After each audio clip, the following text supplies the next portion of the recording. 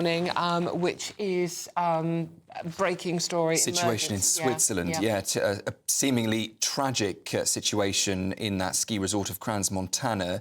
Just bring you the latest details that we have so far. We now know at least 10 people have been killed, many others injured after an explosion believed to have taken place in a bar there. The police in the last few minutes have said they are bracing, they say, for the very worst possible outcome and do expect, sadly, for the death toll to continue to rise. We are expecting to hear from police at the scene shortly. We'll try and bring that to you as soon as that feed comes into us. But let's just bring you up to date now with former Scotland Yard detective Mike Neville, who joins us this morning. Mike, good morning to you and Happy New Year. Sadly, this news not quite so happy to start 2026.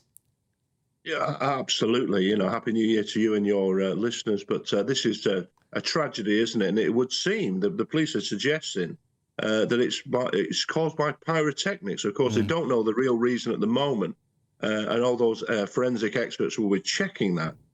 But it seems to have been caused by fireworks being set off prematurely or something like that. Yeah, it's in a bar called La Constellation, which is a real institution, and it's incredibly popular. It's not one of the, as you think with the ski resort, it's not one of the posh ones. It's where people just go to watch football and have a drink. So it was packed. We reckon estimates put about 300 people there. And as you say, speculation is that it was caused by a firework, but the cause is actually not been confirmed yet. It began around 1:30 local time, which is about midnight. UK time. Mike, I mean, they reacted pretty soon, considering it was a packed, busy night, imposing the no-fly zone. I guess when you hear something like that, you have to assume the worst. Absolutely. You know, Europe is braced for terrorist attacks, so they'll think that maybe there's something to do with that. And then there'll be the initial investigation by the local inspector or something like that. But now what you have all sorts of forensic investigation teams in there, the fire brigade. They have experts on analysing the start of a fire, where an explosion has started. And all those scenes of crime experts will be on scene right now, examining that the cause of the explosion, seeing what's happened. You've got a terrible job there, identifying the bodies, informing the families. But I can, having worked with the Swiss police, just like the rest of the police in Europe, there'll be some very professional investigators involved in this examination. And obviously this was a very popular tourist hotspot as well. I would assume that would mean a lot of cooperation across Europe with other nations as well as just locally in Switzerland. Absolutely. So there is, so as well as Interpol, there's Europol who deal with things, but on an informal basis. I've dealt with the European police and to the identification of the bodies and informing their families. It's a very tragic, it's an awful job, to be honest, but they will be on top of it and they will be dealing it very professionally. It is. Obviously, many people are getting live reports from the scene now, and the pictures of the bar, it does look devastating. You can imagine that packed, people partying, people drinking. It would have been absolute chaos in there. People would have been terrified. Yeah, absolutely. I was out. Many of us were out last night, weren't we? And imagine 1:30 in the morning. That's when people they're the most happy. They're having the most drinks, and then this devastation occurs. But it just reminds us that while we're happy and partying, the emergency services, they're always ready. And I'm sure that the Swiss police, the Swiss ambulance service, the fire brigade, they were ready and they're then on scene, ready to deal with that. And I'm sure the Swiss authorities are dealing with it in the best possible manner. Yeah, and Mike, while we have you on, a quick comment from how well the fireworks in London seemed to go last night. 100,000 people in London. We haven't had any reports of anything going horribly wrong there, so that seemed to be quite successful. Yeah, I was in a pub in a place called Myford in Wales, so we did actually see them. They put them on, and they did look spectacular, didn't they? So it's good to see that London did its best. It did well, and it's nice to know that our capital city can provide some happiness. And the sad thing is that my best wishes and condolences to everybody in Switzerland and anybody who's been impacted by this terrible incident. OK, Mike, thank you very much. That's former Scotland Yard detective Mike Neville. Just want to read out that a helpline has been set up if you are concerned about friends or families who are on holiday in the resort of Crans Montana in Switzerland. The number is +41 848 112 117. That is +41 848 112 117. Emergency services are still at the site and details are still emerging. We are expecting a press conference, I believe, within the next few minutes, and we will bring you that as soon as we have it. Well, let's recap, in fact, that breaking news this morning. At least 10 people are known to have died after an explosion in a Swiss ski resort bar called Crans Montana in the popular tourist hotspot Valais. A helpline has been set up. We were sharing that number with you earlier. We're joined now by former Met Police Detective Peter Blexley to discuss the situation on the ground in Switzerland. Peter, good morning to you. Happy New Year. Not really the sort of news we want to hear on a day like today. No, very distressing news from this ski resort. And of course, the first responders will primarily have been thinking about preserving life, protecting life, when the initial perhaps firefighters and police attended.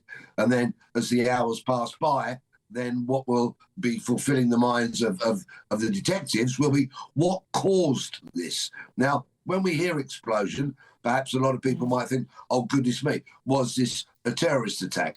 We simply do not know yet. Word is that the Swiss police are going to be holding a press conference fairly soon, and I'm sure that as daylight dawns, we will get to find out a lot more about this clearly tragic incident.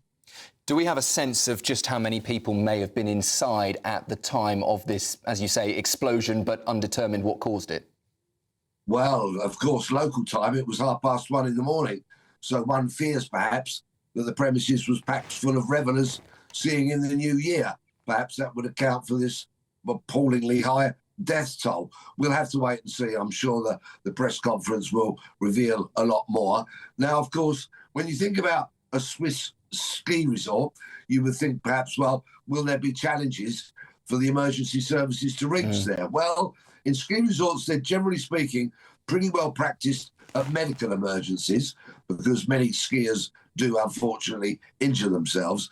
But when we're talking about an incident of this magnitude, I'm sure it will have put all the 999 services, as we call them here, under considerable pressure. Yeah, I mean, we're just some more news coming in from the scene, Peter. It's a place called the Constellation Bar, and it could hold up to 300 people. Had a small outdoor terrace as well. Still no idea on the precise numbers of people there. But obviously, it's a party night. Lots of people there would have been obviously celebrating, drinking. So you can imagine the chaos and the panic when this happened. Yes, and in recent years, unfortunately, there have been terror attacks on New Year's Eve, because terrorists are well aware that people are going to gather together and party. But I must reinforce, at the moment, we have no indicators yet that this is a terrorist incident. We shall simply have to wait and see. What people perhaps could bear in mind is that sometimes in facilities in ski resorts, they don't all have mains gas installation, and some businesses have their gas stored in tanks. Now, again, I don't know any specific detail about this, but let's all hold fire. Let's remain very, very calm until we know exactly what the cause of this tragic event is. Yeah, and Peter, while we've got you on, can we talk about, obviously, the events in London last night? The firework display in London, where we believe there are about 100,000 people there, seemed to go off very well organised. There haven't been any details of anyone, you know, getting into trouble or any arrests or anything that we're aware of at the moment. But what did you make about the fact that the various parks around London were cordoned off to stop partygoers watching the fireworks for free? Well, thank you for highlighting that. It appears events went off mainly peacefully, overwhelmingly peacefully last night. And let's give our beleaguered police credit where it's due. The Metropolitan Police, together with, I'm sure, thousands of security staff last night, would appear to have done a very professional job. And I doff my cap to them for that. The closing of Primrose Hill, of course, was unfortunate, but that was not a decision made by the Metropolitan Police. That was made by those responsible for maintaining and looking after the park and controlling access to it. They felt that 30,000 people gathering together, which was the kind of number they thought on Primrose Hill, would not be a number that they could manage safely. And therefore, after consultation with other partners, they decided to close the park. Very, very sad. I think perhaps there needs to be a rethink so that in 12 months' time, people might be able to gather there to see the fireworks for free and to join in the revelry of New Year's Eve. OK. Peter, thank you very much for joining us today and enjoy the rest of your New Year Day. That's former Met Police Detective Peter Blexley there. Thank you very much. And just to recap on the breaking news, it is the Constellation Bar in Crans, Montana, a fire where we believe about 10 people may have lost their lives. If you are worried or concerned, if you have people on holiday in the area, a helpline has been set up for concerned families, and the number is +41 848 112 117. That's +41 848 112 117, and that is the Constellation Bar in Crans, Montana, in the Swiss ski resort there. Thank you very much. OK.